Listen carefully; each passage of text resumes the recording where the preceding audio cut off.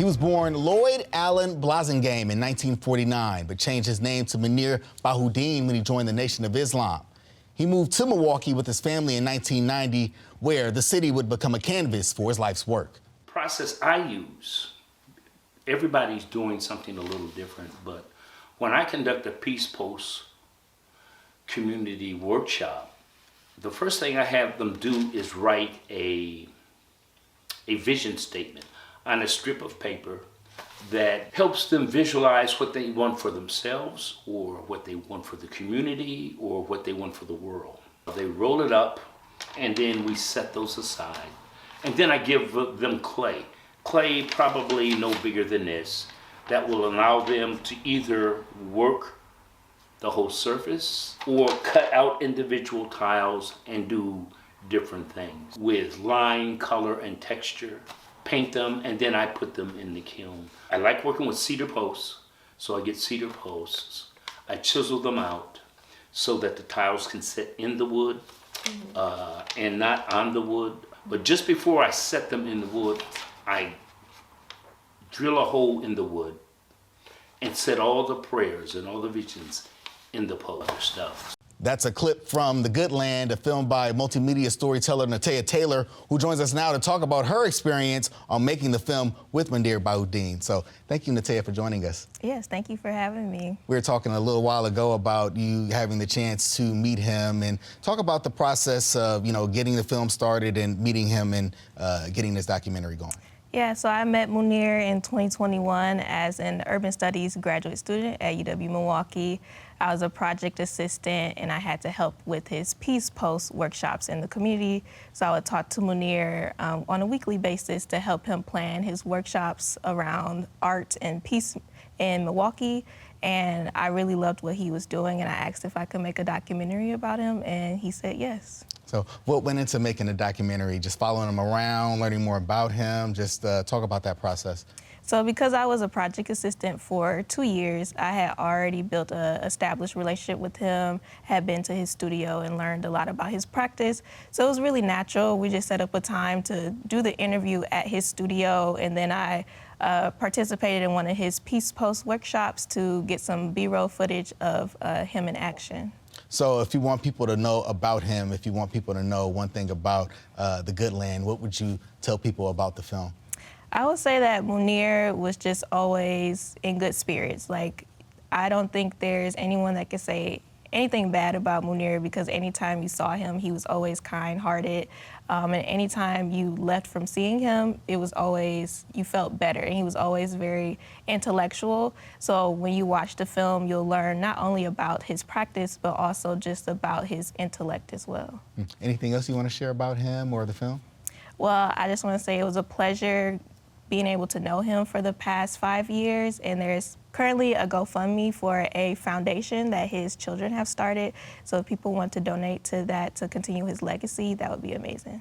Thank you so much for joining us, Natea. Thank you. Lucille Berrien was a political activist and a member of the Black Panther Party. She was the first Black woman to run for mayor against Henry Meyer. Now, we don't have any video footage of her, but local historian Dr. Sandra Jones discussed her importance on one of our programs recently. Lucille has a history of activism in the city of Milwaukee. She migrated to Milwaukee from Florida in about the 1950s, and her whole history here, she's contributed a lot to the history of Milwaukee, has been fighting for the rights of people, fighting for the rights of African Americans in the city of Milwaukee. She worked in the area of housing. She worked in the area of welfare rights. She was one of the founding members of the National Alliance Against Racist and Political Repression, which grew out of the national movement to free Angela Davis. She was the first African-American woman to run for mayor in the city of Milwaukee back in the day. She also ran for Wisconsin State Treasurer in, I think it was 1990s. And her whole life has been giving to the community that she has loved. That is a pretty profound and extensive history, so happy to learn that. And we dug into our Milwaukee PBS files for this interview with our third ancestor, Dr. William Finlayson. He and his wife were guests on I Remember. His wife, Edith Finlayson, preceded him in death in 2001. He originally is from Florida, she from Ohio. They met at the Meharry Medical College in Nashville, Tennessee. William Finlayson was a third-year medical student. Edith Norman was studying at the School of Nursing. They married in 1952 and pursued careers in medicine. He in obstetrics and gynecology, she in areas such as surgical nursing and nursing education. Their family grew to include 2 sons. It was in 1958 that a group of African-American physicians in Milwaukee invited William Finlayson to join their medical practice. The Finlaysons moved to Milwaukee from Minnesota and soon found themselves involved in a vast array of civic and civil rights projects.